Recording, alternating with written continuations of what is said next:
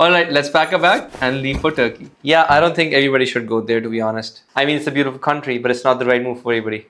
And you know what? You're actually right. Not every country is for everybody. So let's get straight into it. Would you tell an American to go study medicine in Turkey? Absolutely not. Stay in the US for 4 years for undergrad, 4 years for medical school, a few years of residency. Yes, it takes time, but at the end, at least you're a licensed doctor in the most powerful healthcare system in the world. And look, the tuition can run from $40,000 to $65,000 a year, but that's what the student loans are for. You borrow now and you pay it back later. Okay, so let me get this straight. Depending on your specialty, you're looking at anywhere between 11 to 15 years of your life invested into this journey. You're carrying around $250,000 in debt the entire time. That's just the average. And during the residency, when you're working 60 to 70 hours per week, you're earning around $65,000 a year while that debt is sitting there collecting interest. By the time you actually get free, you're in your late 30s. That's not a career plan. That's a life sentence with a good salary at the end. That's just how it works. Medicine is one of the most respected professions in the world. Nobody said it was going to be easy. Nobody said it's going to be easy. But what if you could reach the same exact destination, same profession, same respect in 6 years instead of 11?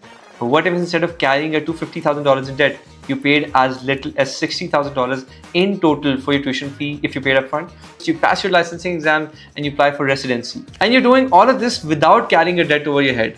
Come on though, a doctor graduating from Cornell or Harvard and a doctor graduating from some university in Turkey are not the same. Reputation matters. Reputation matters at dinner parties, but when you're actually applying for residency, what actually matters is one thing.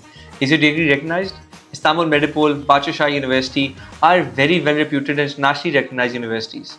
You can sit in the US licensing exams, the pathway is real. But match rates for international graduates are way lower than US graduates. You're not telling the full story. You're actually right, that's a fair point. US graduates match around 93%, while international graduates are closer to 60 to 67%, depending on whether you're a US citizen or not. The gap is real, but I'm not going to pretend it isn't.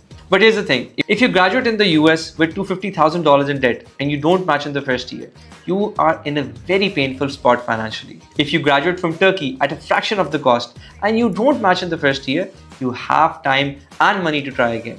That financial breathing room changes everything. Okay, so it's not a guaranteed shortcut, it's a calculated bet with a much lower financial risk. Exactly, it's not for everyone. But for the right person, it's a real path that most people in the US simply never consider. Your classmates are signing up for this debt-free path right now. Links in the description. I'll see you in the session.